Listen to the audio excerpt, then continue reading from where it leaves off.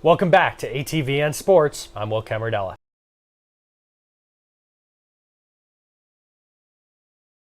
Yeah, I mean, all of us would agree it's never good to look ahead of what we would consider inferior opponents when a big game's coming down the road. But who are we kidding? It's UCLA. Well, it's amazing. We just had a conversation about all the different teams that could find their way in the playoff, and Oregon is no longer on that list because of Dan Lanning. Congrats to him. He cost his team a football game in Eugene on Saturday night. They have fourth down and won at their own 34-yard line, and you're going for it? Are you kidding me? There's a minute and 20 seconds left. You punt it back, you play for overtime. Your defense is that bad that you can't get a stop in that sort of situation. It was a ridiculous decision. It was an embarrassing decision. He wanted to be the smartest guy in the room, and he cost him the game. I would not, but do you think that they're going to be able to transfer this sort of play into the fall? Absolutely not. Let's take a look at what actually happened in that spring game. USC's defense had 4 turnovers. They also gave up 34 points in 2 quarters. Sound familiar?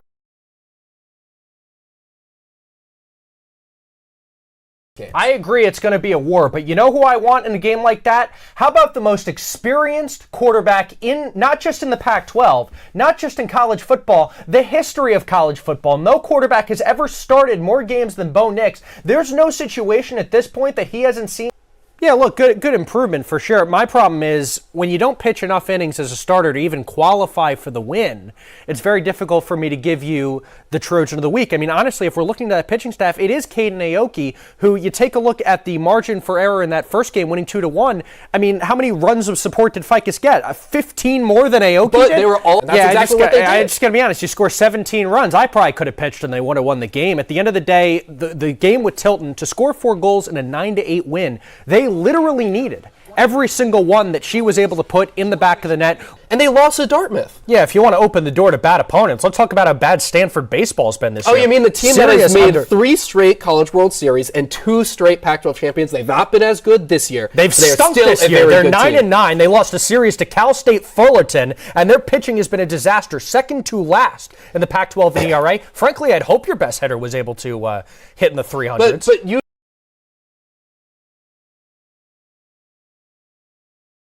Then we move to Washington State taking on Cal. Cal is a disaster area. They haven't won since January 6th. They're on a 15-game losing streak. That does not get snapped in the first round of this tournament. Washington State moves on. Then we've got Utah taking on Stanford. This is an interesting game.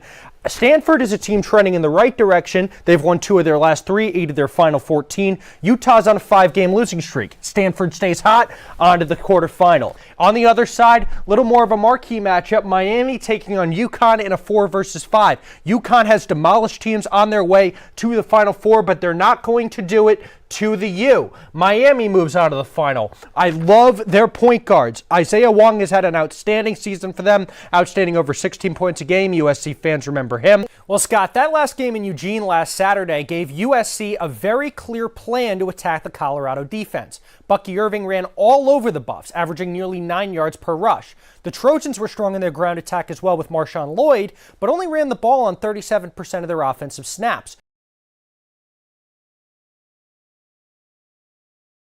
It was a tale of 2 halves at the Coliseum on Saturday as USC extended its turnover streak to 5 straight games with a fourth-quarter interception.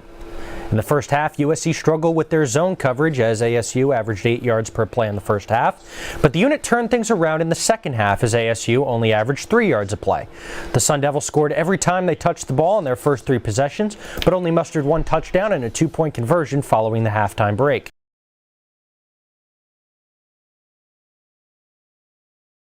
Under first-year head coach Andy Stankiewicz, USC baseball has experienced a program revival.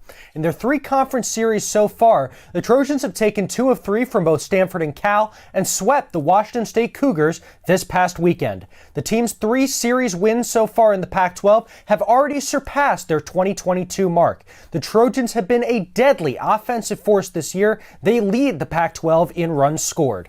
USC baseball finished 2022 with an 8-22 record and was one of 3 teams to miss the Pac-12 tournament, making this year's turnaround even more remarkable. The team currently sits in a tie for second place at 7-2, 1 game back in the loss column of first place Arizona State. They'll be back in action on the road this weekend as they take on 2-7 Utah. Let's send it back to Studio C with Peyton.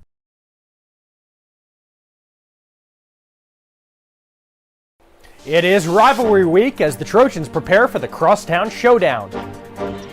USC lands a prized recruit on the hardwood, and USC men's basketball suits up to face the Catamounts tonight. All that and more coming up next.